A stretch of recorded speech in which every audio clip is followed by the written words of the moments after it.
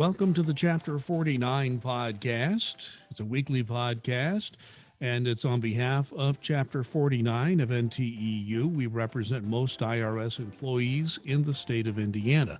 My name is Larry Lannan. I am a retiree, and I do volunteer work for Chapter 49 in the realm of communications. So I want to welcome our chapter president, Duncan Giles, back to the podcast once again. You know something, Duncan, you and I started this almost a year and a half ago with the idea of trying to get some information across and just talk about what we do every week to people in the state of Indiana. And if other people want to, listen in or watch, that's fine. We've grown. I mean, I've looked at our statistics.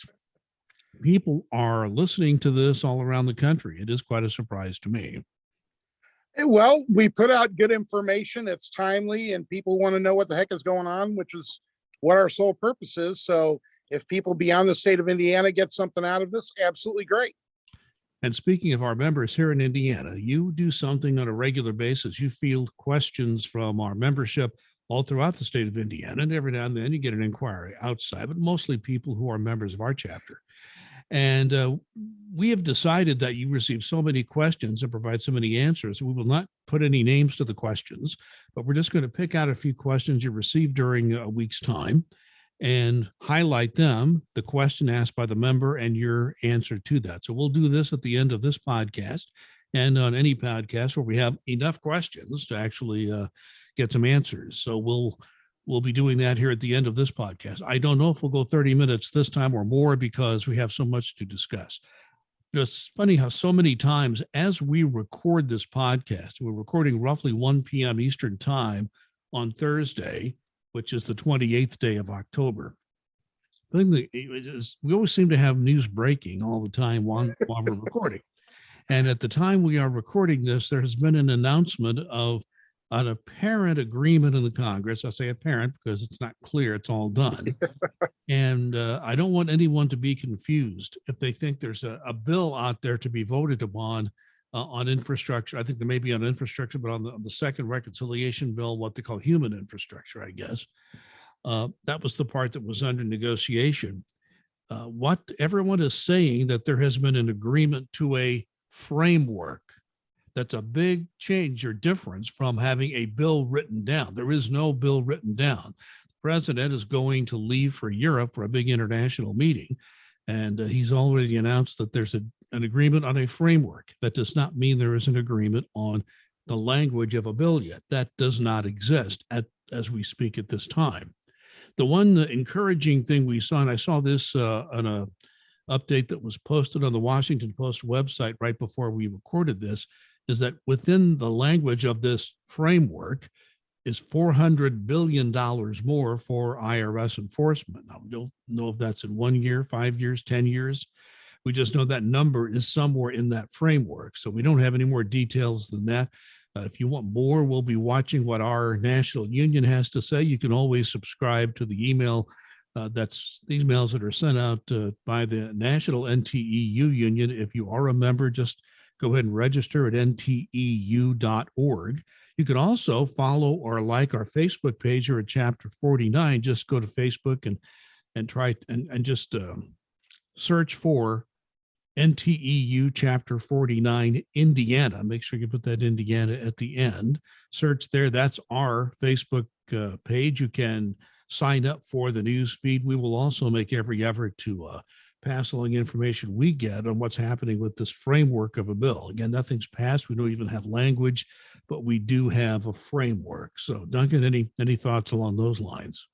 Well, when you say a framework, what immediately leapt to mind is, yeah, we've got a frame of a house, but there's a little bit more that needs to be done. Drywall, brick, whatever. There's a whole bunch more that needs to be filled in. And that's the way that I'm looking at it. I think it's a very good sign that the additional money for the IRS is in there as one of the ways to pay for this human infrastructure bill that'll go under the reconciliation process for those of you that are Congress geeks like Larry and myself. But it's one of those things that everybody that's listening to this or viewing this podcast knows we need more hiring. We need more people. We're not getting everything done, close to everything done that we need to be doing. whether it's enforcement, examination, on the phones, helping people in TAS. We need more people to do this work. And this is a great way for us to get more people to do the work that we should be doing for the American taxpayer. So I think it's a good start. And not only will IRS have a role to play in any, efforts to fund whatever's in this bill, IRS is also going to be in charge of administrating the many tax provisions that will be in there to help people. Some are already in place, some will be extended, and there'll be other changes. So, once again, at least we'll have some money in order to administer some of this. That sometimes happens, sometimes it doesn't happen when new programs are rolled out. So we're watching that very carefully. And with something else we have been watching carefully for many weeks is the vaccine mandate. We have a vaccine mandate that has been issued by presidential executive order for some weeks now. We're beginning to hit deadlines. So I think an update from you, Duncan, on where all the vaccine mandate situation would stand at this point. Okay, here's what I've heard from a couple of different sources. And I expect everything that I've heard is pretty rock solid. I've been hearing this message consistently over the past 24 to 36 hours. So this is what I'm hearing, and this is what I believe is going to be happening. They are going to be placing a huge emphasis to start with on making sure that your vaccination status is up to date in HR Connect. If you haven't updated your status, whether you've been vaccinated, in the process of being vaccinated, or not vaccinated in HR Connect, do so now. Not doing so can lead to insubordination. And they're looking at that hard, and they'll be doing that. Now, what we're hearing is that starting on starting on November the 9th, they are going to be sending out emails to people who are either A, not on HR Connect yet, which is probably going to be a totally different email, but B, those that are not vaccinated or in the process of vaccinated, wanting to know what their status is, wanting to know what they've done. Are they getting vaccinated, that they need to do this immediately? I'm hearing that there'll be about a 5-day period where people will be able to get the process started, making sure that they've gotten the shot, whatever, the first shot, second shot, the one shot from J&J, whatever it is. If that doesn't happen, then shortly after that 5 days, they're going to be looking at a proposed 3-day suspension. And once they get this proposed 3-day suspension, and again, this is all for people who've not put in a reasonable accommodation. That's a totally different topic that I'm sure we'll get to in a minute. But this is all for people with no reasonable accommodations in. Once that 3-day suspension is up, and it can be appealed, but that, to be honest, is going to be very tough to win.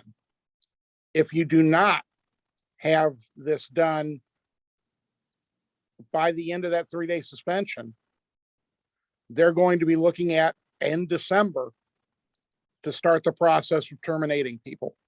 And it doesn't matter whether you're bargaining unit, non-bargaining unit, whether your manager's a friend that you think will protect you, not happening. This is all going to be done at a very high level. And it's going to be, I would assume, uniform. So you want to make sure, this is serious stuff, folks. I can't emphasize this enough. I've heard this from more than one source. It's been very consistent.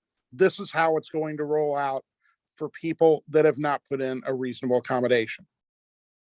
And one thing that I would like to point out, and I saw a comment from a high-ranking member of the White House staff, I think maybe even the Safer Workforce. I don't know, it was in congressional testimony or another public event.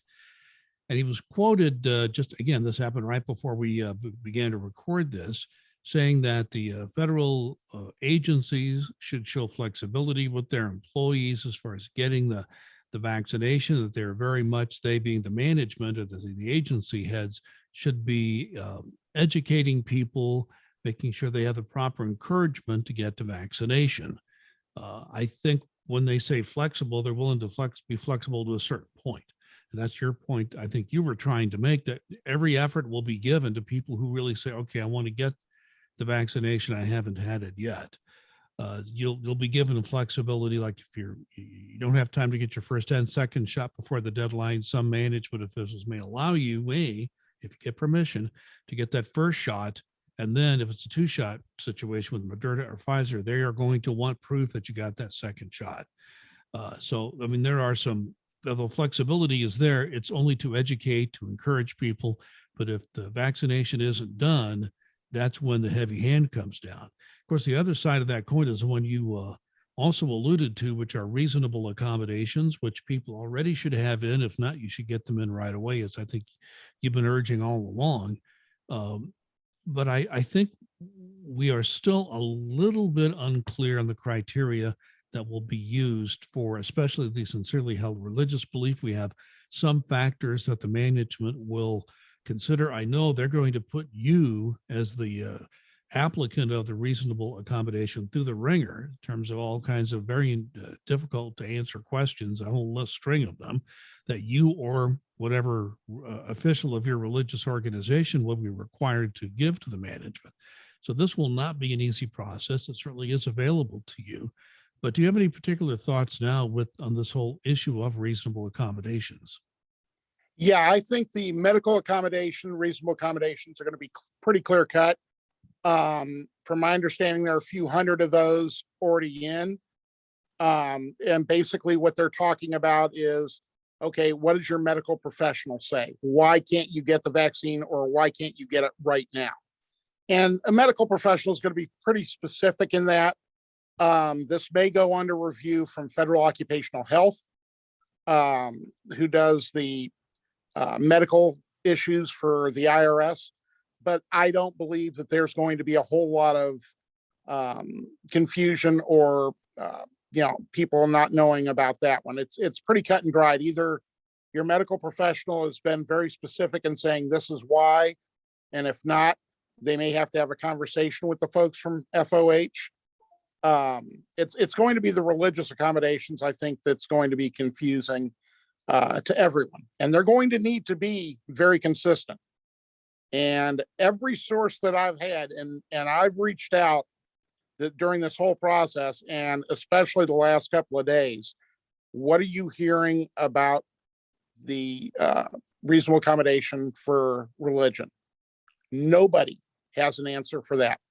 I don't know who's working on this at 11:11, but they're not talking. So we don't know what it's going to be. We do know, as Jim Bailey alluded to in his, what I call master class on our podcast, did an absolutely wonderful job talking about this. It's a much lower standard than medical for what the IRS has to meet. So, and the other thing is reasonable accommodation, what's reasonable for the employer, what's reasonable for the IRS. So what you think is reasonable and what you want may absolutely not be what the IRS is going to propose as a reasonable accommodation. Right now, I'm hearing that about 82% of the workforce, BU and NBU, are totally vaccinated. I've heard that another 3 to 4% are in the process of having, basically gotten the first shot already out of 2 shots. So we're looking at roughly right now 85% that are going to be, in good shape. This could affect potentially up to 15% of our workforce, and that goes from executives on down. So again, I hate to keep emphasizing this, but folks, you can either be on the train or be under it, and being under it is not the best place to be right now. And as some people maybe didn't pick up on his reference to 1111, that is 1111 Constitution Avenue. That's the headquarters of Internal Revenue Service on Constitution Avenue, which is just a few blocks from the White House on the way to Capitol Hill. So that's what he's talking about there. And that's where the big decisions are made, in that building there, and along right, not too far from the Treasury building in Washington, D.C. So there's a lot to consider there. Vaccine mandate is still there. the vaccine mandate is something that everyone needs to pay attention to.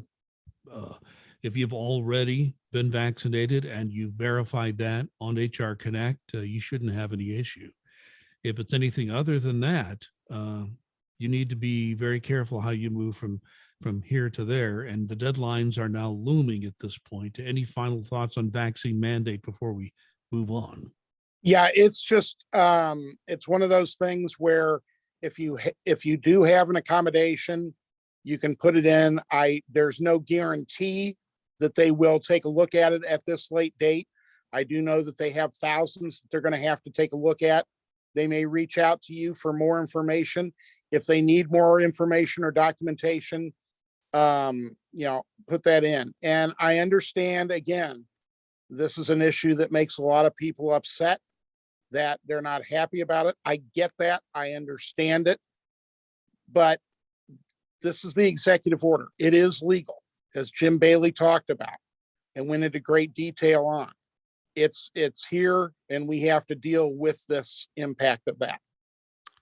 All right. So, is there any idea, Duncan, and maybe you don't have an answer. If you don't, that's okay. For the people you've been talking to, you have a lot of contacts throughout the agency and the union. Any idea when those reasonable accommodation decisions will begin to come down?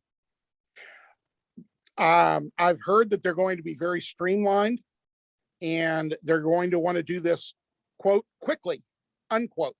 Now, quickly for regular people and quickly for the IRS are two totally different things, as I think everybody listening and viewing this knows. But I do think that this will be expedited.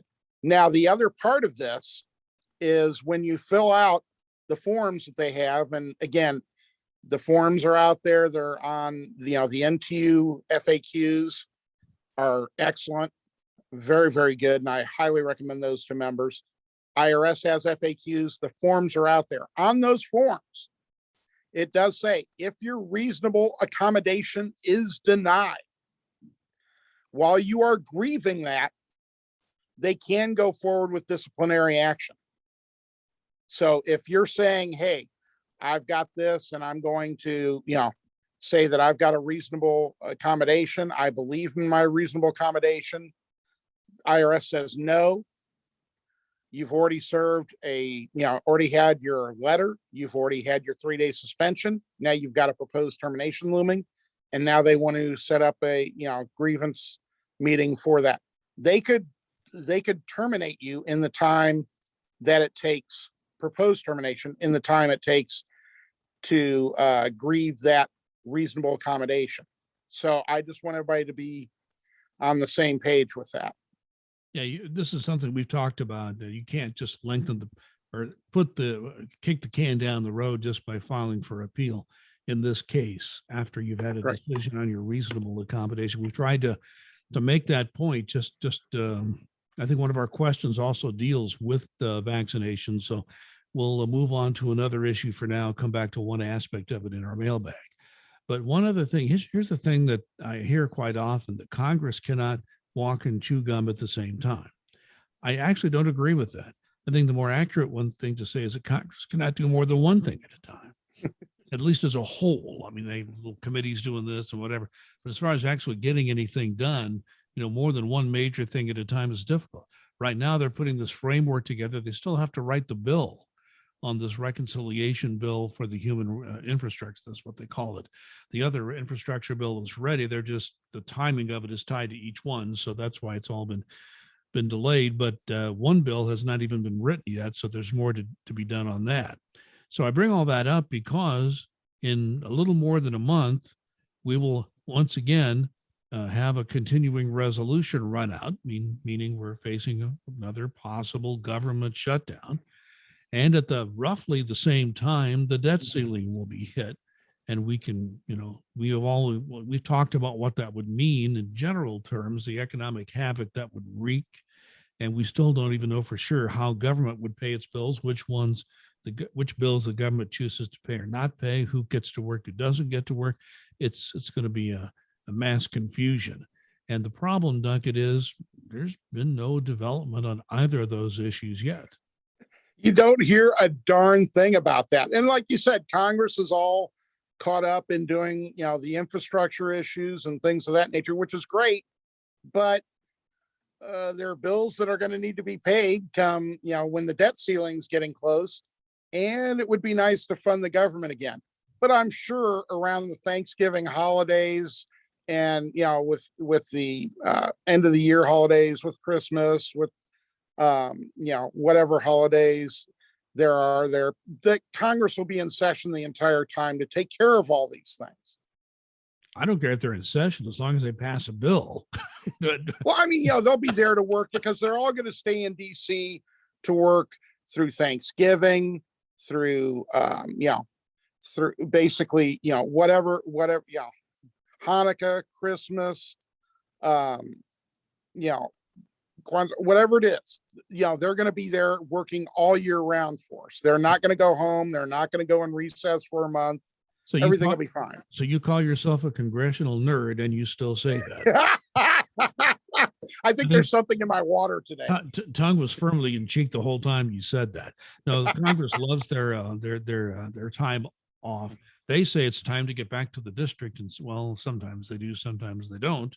And if they want to take vacations, they're entitled like everybody else. It's just all of these emergencies are hanging out there. So you would certainly hope that work would be done. I think we just need to note here that when you're a member of NTEU, part of your dues goes toward funding our outstanding legislative department, which I think is the best in the federal sector, one of the best in any sector. They do great work, and they're going to be on Capitol Hill working on this, and they're going to continue to press our friends in Congress, and even those who are not our friends and will talk to us, that this needs to get done. So we want to let none of our dues goes towards any particular member of Congress. No, it's the staff that's actually talking to them to advocate issues on our behalf. Right. This is legislative. This is lobbying Congress, the staff, and sometimes the member itself. This is not politics. Right. Politics is separate. That's funding political campaigns. We're not talking about that. We're talking about the legislative work, our lobbyists who we do pay, that your dues go to pay, the lobbyists who go to Capitol Hill, watch these things, monitor them, talk to members of Congress and their staff. This is not about elections at all. So let me clarify that if anybody's confused. And I'm confused most of the time. So thank you, Duncan.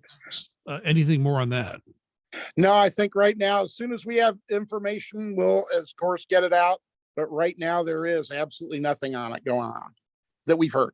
And we're aware of it. We just want you to know we're aware of it. And so is our national staff at NTEU. It's just a matter of, when Congress decides to address it. One other thing we want to talk about before we get to the mail. The thrift savings plan, one of the great success stories, I think, in the federal sector in terms of a benefit for federal employees. I was a CSRS employee. One of the last people hired still were under the old CSRS system. And even though I did not get a match, I continue to regularly put money in the TSP, and it's helped me a great deal in retirement.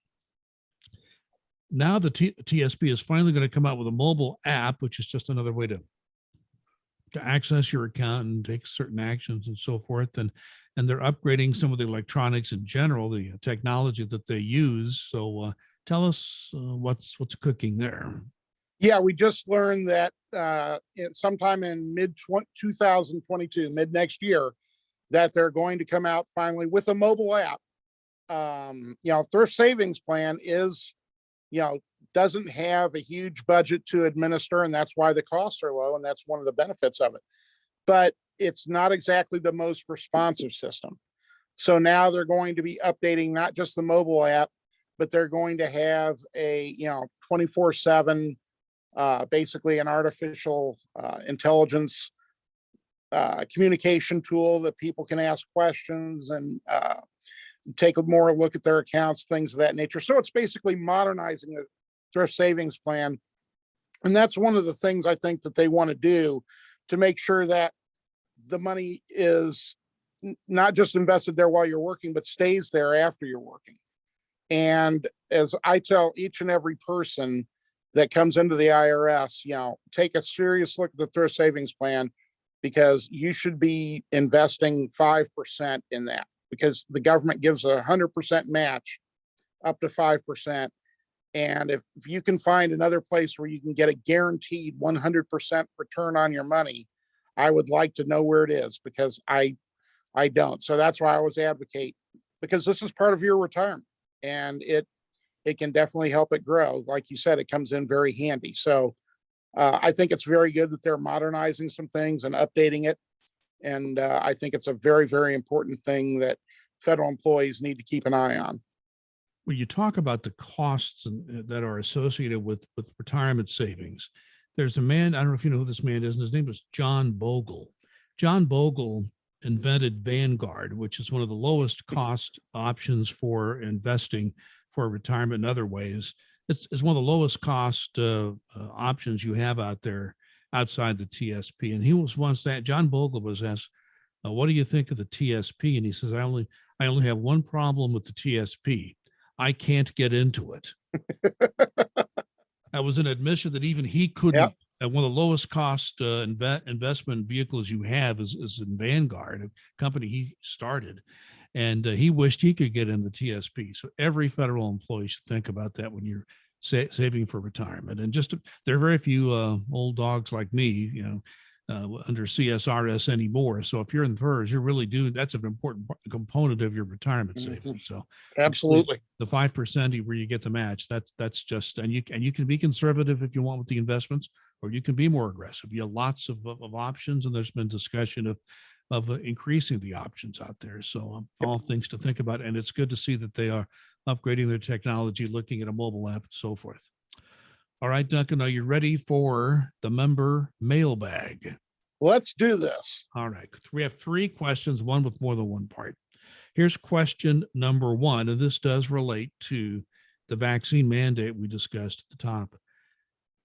This particular member asked about the impact on those who are terminated due to the mandate. So if you don't follow the mandate, you are terminated because you do not follow the vaccine mandate.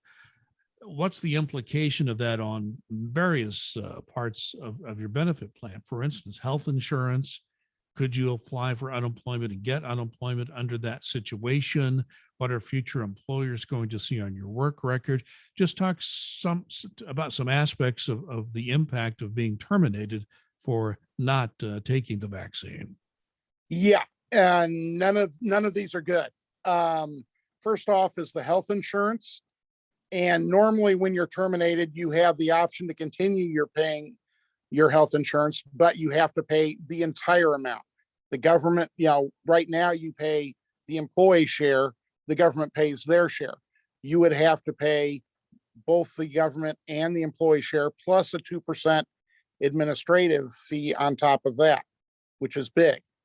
Now, because you would be terminated for basically not following an executive order by not getting the vaccine, there's been discussion that you may not even be able to do that, which I would find hard to believe. I think you'll still be able to do that, but that is a huge, huge increase in what you're paying for health insurance.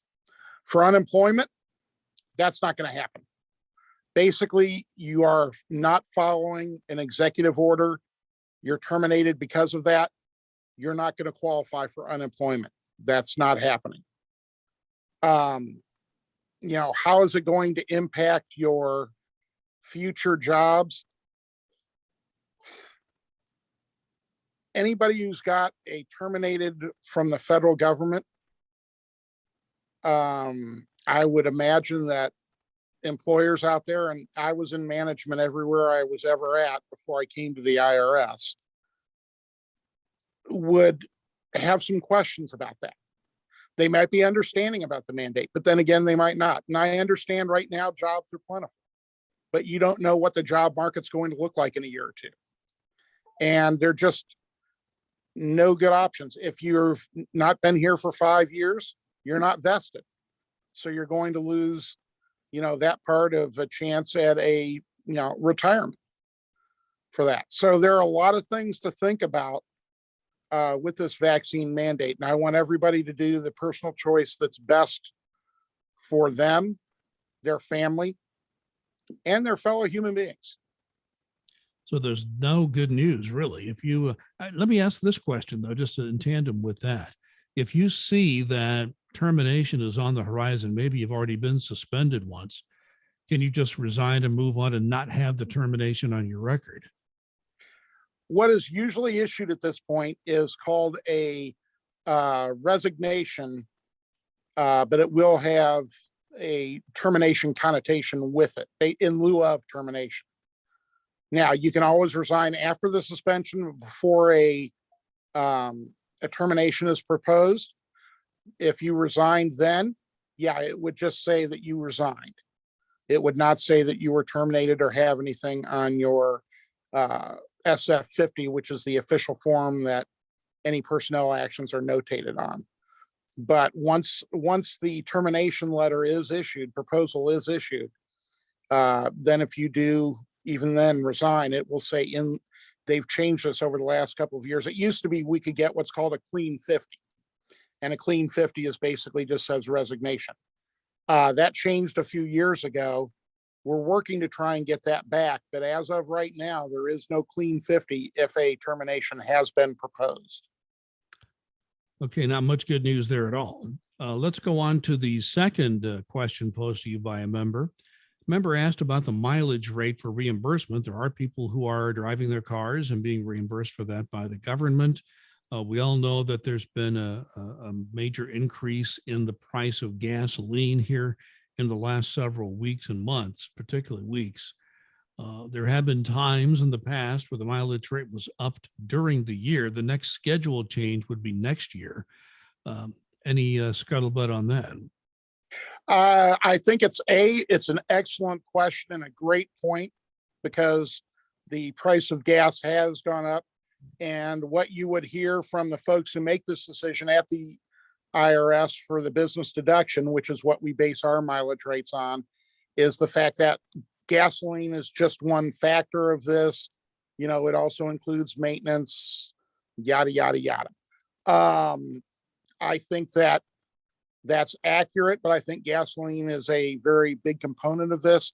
And I think it's a little bit late in the year for the IRS to raise this for the business deduction and then for the mileage rate for employees. But I have to think that they're looking at raising it for next year, that's got to be a serious consideration, just because of the fact that the gas prices have gone up. And I don't think the supply chain issues and the consumption are going to be going down anytime soon enough to make those gas prices lower, which is what's been causing a bulk of the increase. And correct me if I'm wrong, but IRS does not have the final authority on the reimbursement mileage. They just IRS has jurisdiction over the mileage deduction on the cents per mile mileage rate. If you're going to use standard mileage rate, that's where IRS determines that rate. Usually it's after that's been done that and I think it's GSA that has jurisdiction over the reimbursement rate employees get. So that usually, unfortunately, sometimes GSA is a little slow, and we can, NTU and some others, get on GSA about that. But that is GSA slow on something. I'm shocked to hear that. Yeah, I know. It's especially when it comes to something benefiting people. It seems to be a slow walk. Our final question on the mailbag, two-part question. It deals with awards. First question about awards. Do we have any idea when awards will be paid out? We know that where there's a deadline, you can talk about that when it has to be done, but do we have any idea exactly when awards will be paid out this year? Yeah, a couple of years ago, awards used to be, for those who've been around for quite a while, know that awards used to be paid out late September to late October, somewhere in this time period. IRS, or actually late September, was the main benefit. Then the IRS said, we're going to move them and push them into the next fiscal year. And so they have to have it done by the first quarter, which is December 31st. Right now, the word that I'm hearing is late November, early December. So I would, there's no solid date right now, but I'm hearing late November, early December is when they'll be coming out. Okay, so that's a definite maybe on late November, early December. That's a pretty strong one right now, but IRS has been known to move things around and change their mind. So I don't want to say that it's a solid. It's a pretty solid maybe. Pretty solid, maybe. Okay, it's a little better than a definite maybe. Okay, there's two parts to that question. Here's the second part. And there have been some changes recently, and maybe this is a good time to clear up the confusion on this. What is the, and not everybody gets these amounts, obviously, but what's the most you can receive in an award in this next go round? Okay, as part of the new agreement, we came to a meeting of the minds. The maximum has been 3,500. Because of the fact that we're increasing it to 2% of the pool, that's 2% of the salary of all employees in the pool, that these amounts, your award should be much higher, but it was capped at that $3,500. We agreed in the national agreement, the new national agreement, that for grade 6s and not belows, it would remain at 3,500. For above grade 6, it would go to a maximum of $7,000. Now, again, keeping in mind how awards are figured, it's, if you do qualify and it's the top 55% plus ties that qualify in your particular pool, you take your grade, multiply that by your appraisal score, your overall appraisal score, and that gives you the number of shares. The one thing that we don't know is the share value. But with this 2%, we figured that the share value is going to be pretty decent. So we think that it would be tough for, I think, anybody in grade 6 or below to get more than 3,500. We did the math quite extensively at the table, and they had run that, National NTU had run those simulations several times beforehand. And then we think that there will be some that will be getting close, if not hit that $7,000 mark, which for those who have been capped at 3,500 should be pretty good. So that was for next year. We've been having discussions nationally with IRS, and IRS said, okay, because we're doing 2% this year, and we do have these funds, probably, we haven't been traveling, things of that nature, that we're going to go ahead and do the raised amounts this year. So the maximum amounts for the awards that will be coming out before the end of 2021, these coming up, that I think will be coming out at the end of November, possibly early December, will be $3,500 maximum for grade 6 and below, and $7,000 for grade 7 and above. Well, this is one of those situations where this payout coming up is not technically under the new contract, but the old contract, and the management has agreed to use the formula that you came up with in the national agreement. That's a positive step. There were a lot of, towards the end, once we got together in person, we were able to work on a lot of issues collaboratively, and this was one of those, I think, that came out of that. Well, I was correct. We are over time. We're about 40 minutes now. So I will give Duncan Giles once again a chance to give us a final comment. I just want everybody to have, if you're hearing this before Halloween, I hope you have a great holiday. If your kids are trick-or-treating age, have a great time. If you celebrate it, enjoy it. Just please do so safely. And, let's get vaccinated, folks. Yeah, the one thing about Halloween, and you had a daughter, and I have two daughters, or twins, and the stories I can tell you just about the different weather we found on Halloween, Yeah. Traipsing through the neighborhoods. I could probably write a book. I don't think anybody would read it, but I could write a book about that. Duncan Giles is our chapter president. You have just heard him, and that concludes another edition of the Chapter 49 podcast. As the theme music blasts out, and that was the producer's fault. That would be me. I want to thank you for listening and watching. It's been a pleasure to talk to you on this podcast for nearly a year and a half now. So we certainly hope that if you enjoy the podcast, that you will spread the word. You can find it on any podcast platform. Just search under Podcasts by Larry Lannan, Lannan, and you can find it on most platforms. And on YouTube, go to Duncan Giles and subscribe to his YouTube channel. And thank you very much again for watching and listening, and please be safe and be kind.